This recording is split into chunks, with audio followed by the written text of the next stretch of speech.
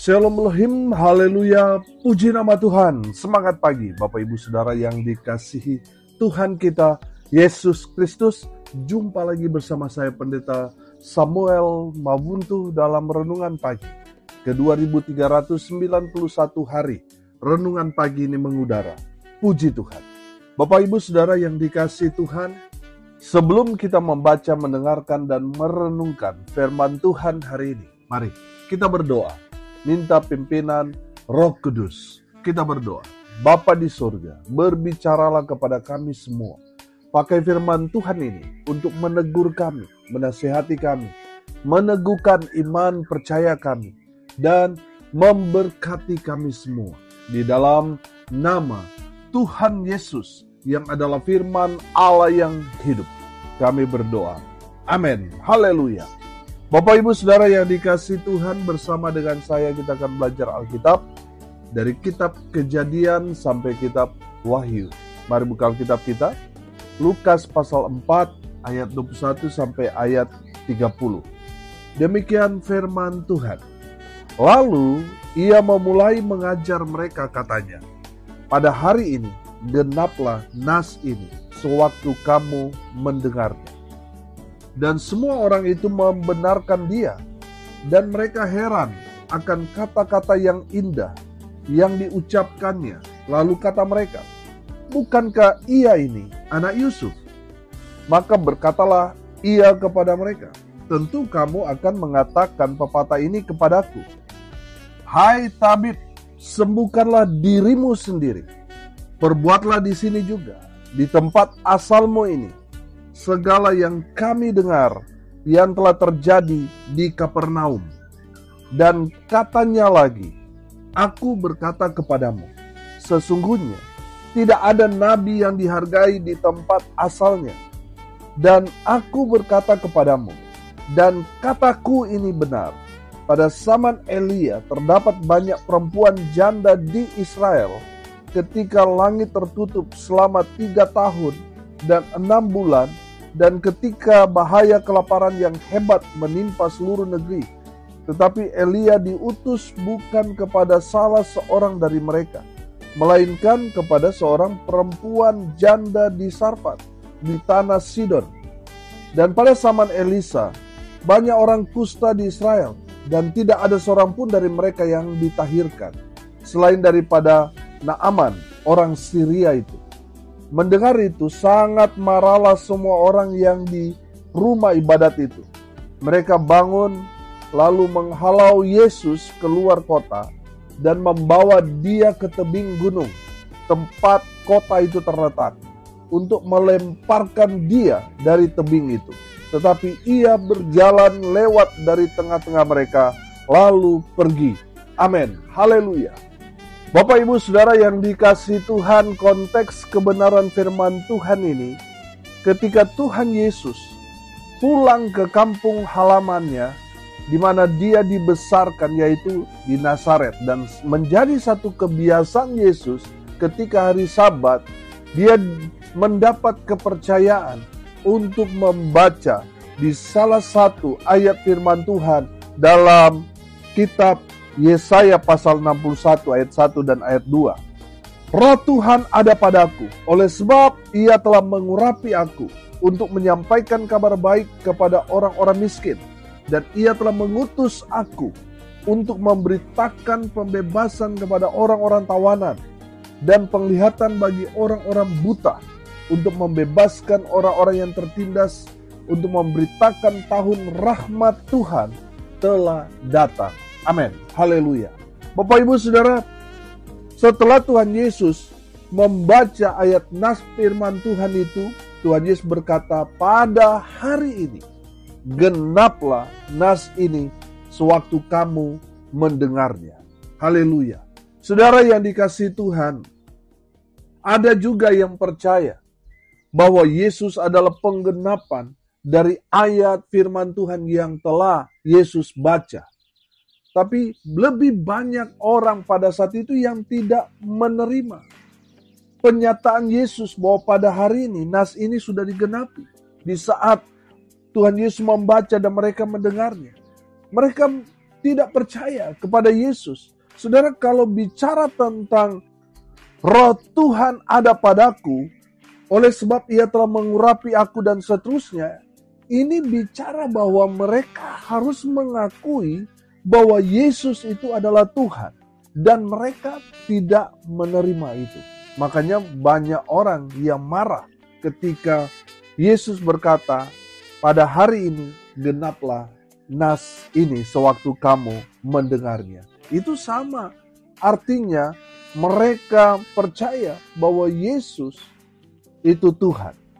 Yesus itu Mesias. Saudara yang dikasihi Tuhan, mereka menolak Yesus sebagai Tuhan dan juga sebagai Mesias yang diurapi, yang dijanjikan kepada Israel untuk membebaskan umat Tuhan. Mereka tidak percaya pada perkataan Yesus. Bapak Ibu Saudara yang dikasihi Tuhan, mari kita belajar kebenaran firman Tuhan ini. Ada pesan yang Tuhan Yesus mau sampaikan kepada kita melalui kebenaran firman Tuhan yang sudah kita baca. Yang pertama, saudara, percayalah pada firman Tuhan. Amin. Saudara yang dikasihi Tuhan, kenapa orang-orang itu tidak percaya pada perkataan Yesus? Saudara, karena mereka tahu siapa Yesus. Karena mereka mengenal keluarganya. Firman Tuhan ini katakan, bukankah ia ini anak Yusuf? Mereka mengenal siapa orang tua Yusuf serta saudara-saudaranya. Karena Yesus pada saat itu memang hidup di tengah-tengah mereka. Saudara yang dikasihi Tuhan, mereka tidak percaya bahwa Yesus itu adalah Sang Firman itu yang dinubuatkan para nabi. Yang dalam konteks ini, yang dinubuatkan Nabi Yesaya. Saudara yang dikasihi Tuhan, Yesus adalah penggenapan atas semua nubuatan-nubuatan para nabi. Yesus menggenapinya melalui kedatangannya. Tetapi banyak orang yang tidak percaya. Saudara yang dikasihi Tuhan, pastikan saudara adalah orang yang tidak melihat Yesus secara mata jasmani, tetapi percaya di dalam hatinya. Amin. Tuhan Yesus berkata dalam Injil Yohanes pasal 20 ayat 29, berbahagialah mereka yang tidak melihat namun percaya. Amin. Saudara yang dikasihi Tuhan, berbahagialah saudara dan saya, walaupun kita secara jasmani tidak pernah melihat rupa Yesus pada saat itu, tapi kita percaya kita adalah orang yang berbahagia. Amin. Daripada mereka yang melihat Yesus secara jasmani tetapi tidak percaya. Bapak Ibu Saudara yang dikasihi Tuhan, mari kita belajar percaya pada firman Tuhan yang disampaikan oleh hamba-hamba Tuhan. Kita mau belajar percaya. Amin. Saudara, percaya berarti kita menerima Yesus sebagai Tuhan dan Juru Selamat kita secara pribadi. Amin. Percaya di sini berarti setiap firman Tuhan yang disampaikan kepada kita, kita mempercayainya, kita meyakininya bahwa firman Tuhan itu bicara kepada kita. Dan kita imani, aminkan bahwa yang berbicara kepada kita adalah Sang Firman. Amin. Makanya saudara, selalu saya ingatkan di tengah jemaat, di saat firman Tuhan disampaikan, saudara, mari kita mau duduk diam dengar firman. Amin. Mari kita mau menghormati kehadiran Tuhan yang sedang berfirman kepada kita. Amin. Saudara yang dikasihi Tuhan, di saat firman Tuhan disampaikan, HP saudara kalau tidak penting jangan saudara. Mari kita mau fokus di saat kita mendengarkan kebenaran firman Tuhan. Saudara, kalau mau jujur, kalau kita sudah pegang HP di saat firman Tuhan, kadang-kadang kita nggak fokus. Kita buka medsos kita, padahal di saat firman Tuhan disampaikan. Saya mau tanya, di saat saudara berbicara dengan seseorang, tapi orang itu dia main HP, bagaimana perasaan saudara? Pasti saudara tersinggung, pasti saudara marah, betul? Terlebih lagi Tuhan, di saat firman Tuhan disampaikan, saudara nggak fokus pada penyampaian firman Tuhan itu, saudara lebih fokus pada HP saudara. Apalagi ada yang terlalu di saat ibadah tidur, saudara. Saudara nggak menghormati kehadiran sang firman yang sedang berbicara melalui hamba Tuhan, yang berbicara di tengah-tengah umat Tuhan. Saudara tidak menghormati, tidak menghargai, saudara. Bapak Ibu Saudara yang dikasihi Tuhan, mari kita mau belajar percaya. Kita meyakini bahwa firman Tuhan itu berbicara untuk kita, mengoreksi kehidupan kita, menegur, menasehati, meneguhkan, menguatkan, dan memberkati kita. Amin. Kita mau fokus mendengarkan firman Tuhan itu dan mempercayai. Amin. Saudara yang dikasihi Tuhan, mari kita juga jadi seperti Yesus, menggenapi firman. Mari kita menjadi orang yang menggenapi firman Tuhan dengan cara apa? Menjadi pelaku-pelaku firman. Amin. Haleluya. Saudara yang dikasihi Tuhan, saudara dan saya bisa menggenapi firman Tuhan dengan cara apa? Melakukan firman Tuhan dalam kehidupan kita sehari-hari. Haleluya, haleluya.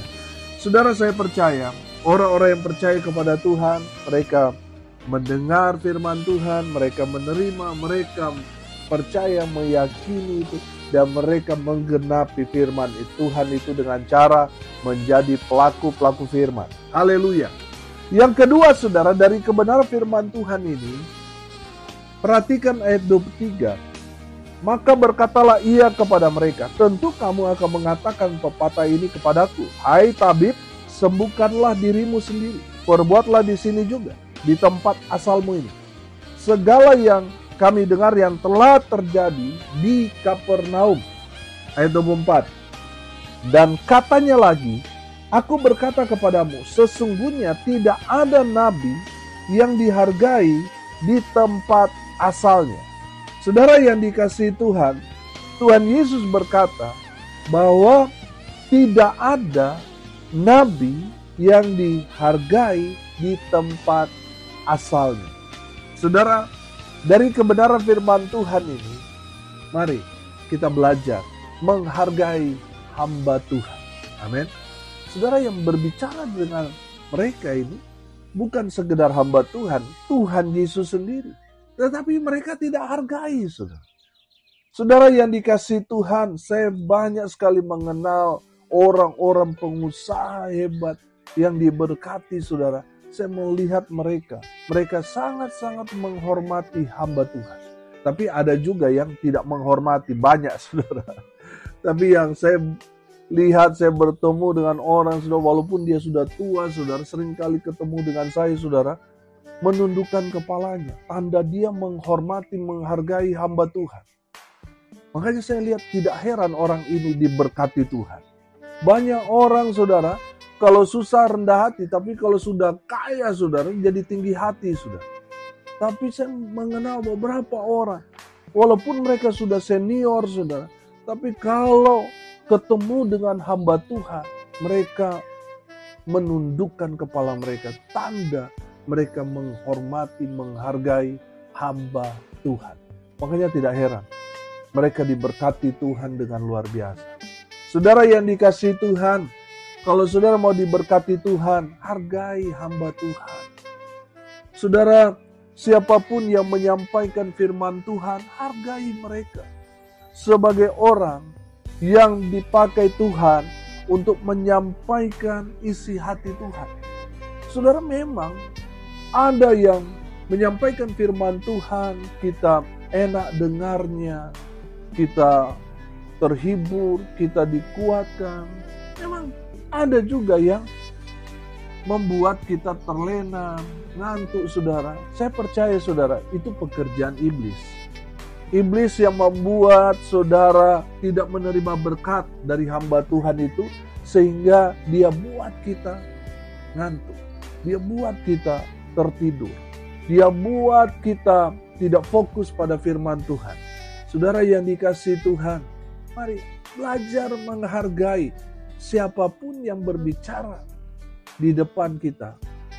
Saudara, saya percaya itu sang firman yang berbicara kepada kita dan memakai hamba Tuhan yang sederhana itu untuk berbicara kepada kita. Hargai mereka. Amin. Saudara yang dikasihi Tuhan, siapapun yang melayani firman Tuhan, mungkin dia latar belakang pendidikan jauh di bawah saudara. Status sosial juga jauh di bawah saudara. Tapi karena yang dia sampaikan adalah firman, saudara harus menghormati, menghargai dia sebagai hamba Tuhan yang dipakai Tuhan untuk berbicara kepada kita. Amin. Hargai hamba Tuhannya. Saudara, mungkin saudara sudah punya segalanya, sedangkan yang berbicara saudara masih bergumul untuk makan setiap hari saja, masih harus beriman, saudara. Saudara yang dikasihi Tuhan, hormati mereka. Karena apa, saudara? Saudara bekerja, saudara mencari uang, dan dibuat Tuhan melimpah dalam segala hal.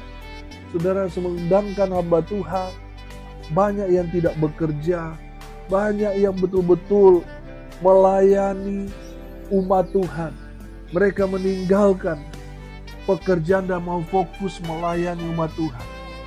Saudara yang dikasihi Tuhan, mereka mendoakan saudara, mereka melayani saudara. Mereka memang fokus untuk melayani Tuhan di tengah-tengah umat Tuhan. Saudara yang dikasihi Tuhan, hormati mereka, hargai mereka. Saudara, Tuhan Yesus mengajarkan kepada kita, kalau kita menyambut hamba Tuhan, memberikan dia segelas air saja. Kalau hamba Tuhan itu punya karunia nabi, punya karunia rasul, dia seorang pelayan Tuhan, berkat Tuhan akan memenuhi kehidupan saudara. Orang-orang yang menghargai dan menghormati hamba Tuhan. Amin.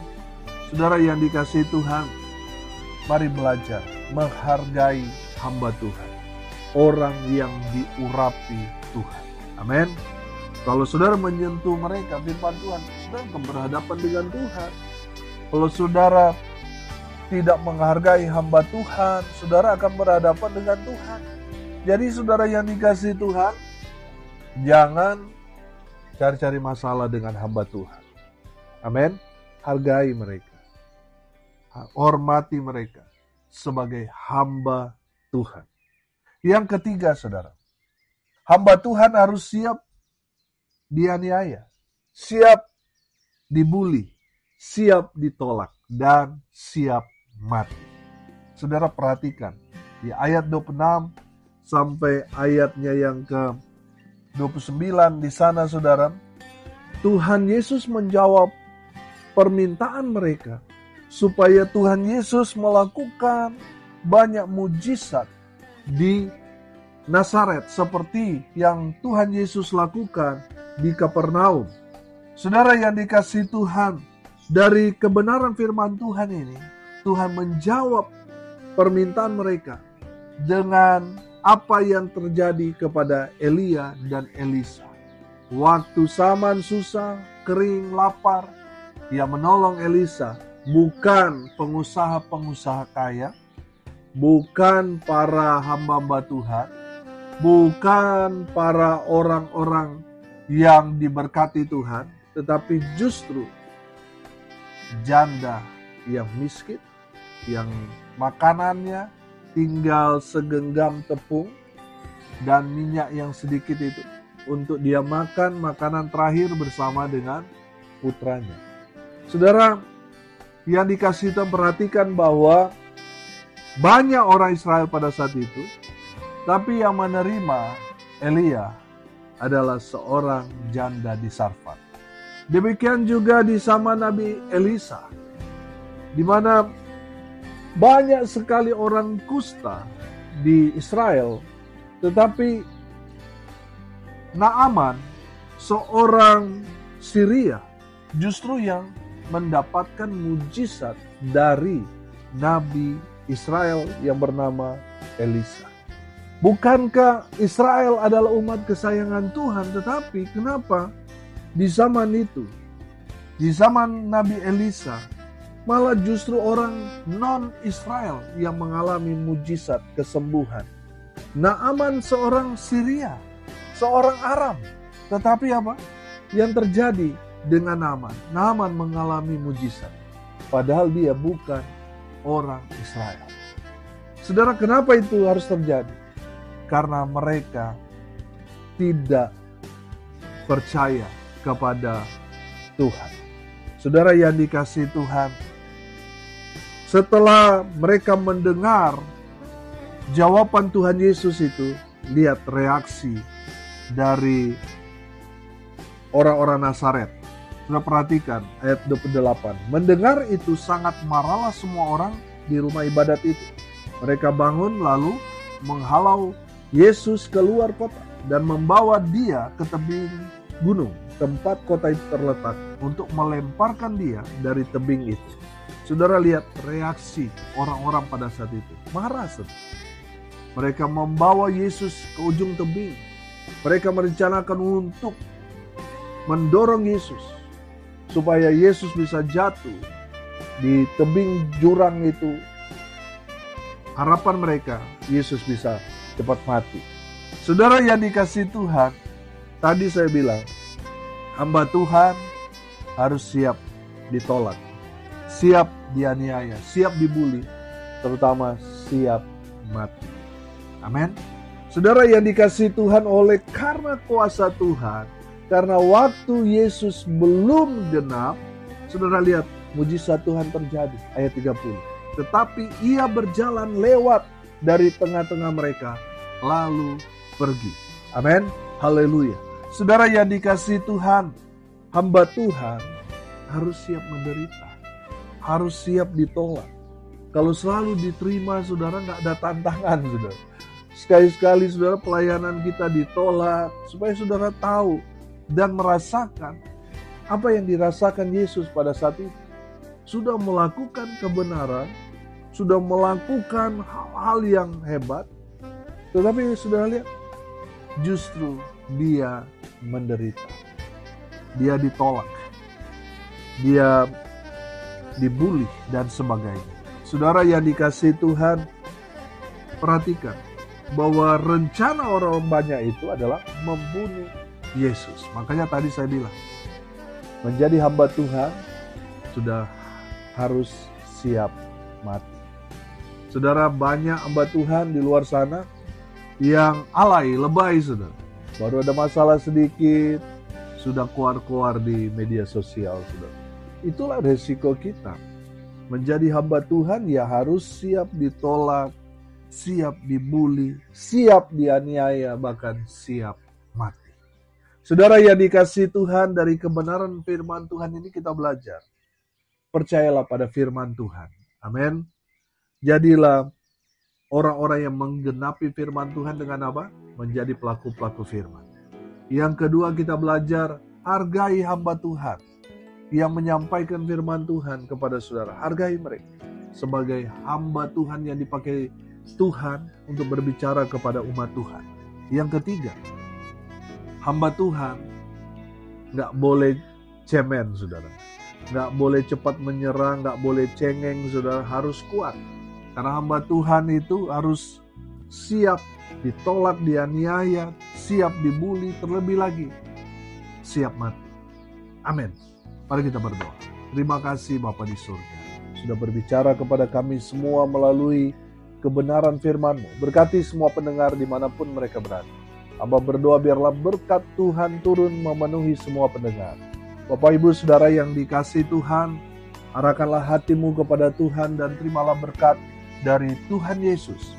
Tuhan memberkati engkau dan melindungi engkau. Tuhan menyinari engkau dengan wajah-Nya dan memberi engkau kasih karunia.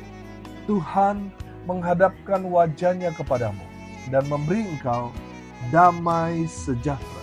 Di dalam nama Tuhan Yesus, sumber segala berkat. Bapak Ibu Saudara yang percaya, diberkati Tuhan, katakan amin. Puji Tuhan. Bapak Ibu Saudara yang dikasihi Tuhan, kalau saudara merasa diberkati melalui renungan pagi ini, bagikan juga kepada saudara-saudara yang lain, supaya mereka juga diberkati. Karena untuk itulah kita dipanggil, untuk jadi berkat. Salam kasih dari Bali. Saya Pendeta Samuel Mabuntu. Sampai jumpa besok pagi. Tuhan Yesus memberkati kita semua. Haleluya.